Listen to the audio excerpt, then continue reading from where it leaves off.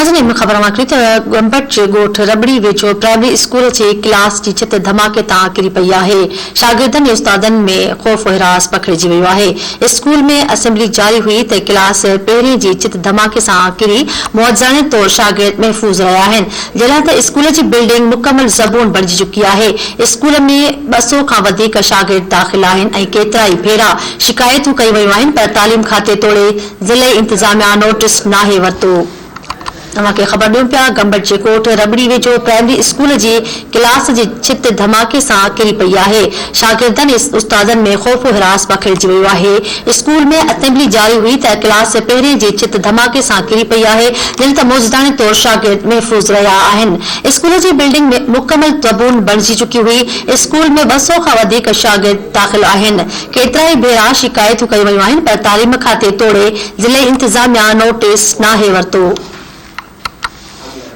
तव्हांखे अहम ख़बर ॾियूं पिया गंबट जे ॻोठ रबड़ी वेझो प्राइमरी स्कूल जी क्लास जी छित धमाके तां किरी पई आहे। शागिर्दनि ऐं उस्तादनि में ख़ौफ़ हिरास पखिड़िजी वियो आहे। स्कूल में असेंबली जारी हुई त क्लास जी पहिरीं जी छित धमाके सां किरी पई आहे। मौजूदाने तौर शागिर्द महफ़ूज़ रहिया आहिनि, जॾहिं त स्कूल जी बिल्डिंग मुकमल ज़बून बणिजी चुकी आहे।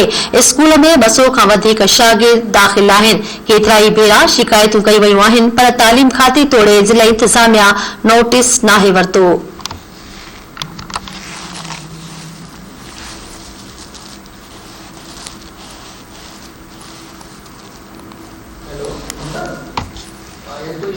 गंबट जे ॻोठ रबड़ी वेझो प्राइमरी स्कूल जी क्लास जी छित धमाके सां किरी पई आहे।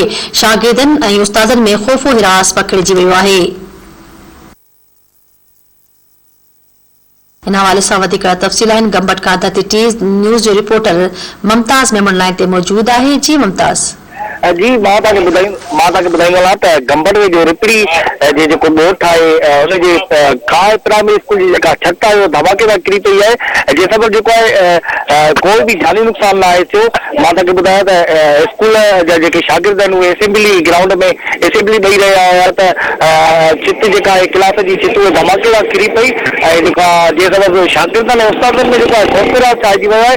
मां तव्हांखे ॿुधायां त हिन स्कूल जा जेको आहे 200 खां वधीक जेके शागिर्द आहिनि उहे तालीम हासिल करे रहिया आहिनि। जेका स्कूल जी बिल्डिंग आहे उहा मुकमल जेको आहे ज़बून बणिजी वई आहे ऐं केतिरा ई इंतिज़ामिया पारां जेको आहे तालीम खाते ऐं ज़िले इंतिज़ामिया खे शिकायतूं कयूं आहिनि, पर पोइ बि जेको आहे ज़िले इंतिज़ामिया थोरी तालीम खातो जेको आहे हिन नाकारा बिल्डिंग जो नोटिस आहे वरितो। मां तव्हांखे ॿुधायां जेको पेटे अलॻि जो सदर आहे सही फयाज़ शाह हुन पारां ॿुधायो वियो आहे त हीउ स्कूल जेको आहे कंहिं महिल बि किरी सघे थी ऐं हिन हादसे में जेके आहिनि 200 खां वधीक जेके शागिर्द आहिनि उन्हनि जी जानियूं जेके आहिनि उहे ज़ाया थी सघनि थियूं। हिननि जेको आहे तालीम खाते समेत जेको आहे ज़िले इंतिज़ामिया सिंध वरी सही मुराद अली शाह खां मुतालबो कंदे घुर कई आहे त फौरी तौर जेको स्कूल जी ज़बूनवाल बिल्डिंग आहे हुनजी नोटिस वठी स्कूल जी जेका बिल्डिंग आहे नए सिर तामीर कराई वञे त जीअं जेके मुस्तक़बिल जा मेमार आहिनि उहे तालीम जहिड़े ज़ेवर खां मालामाल थी सघनि। जी वॾी महिरबानी मुमताज़ तफ़सील ॾियण जे लाइ।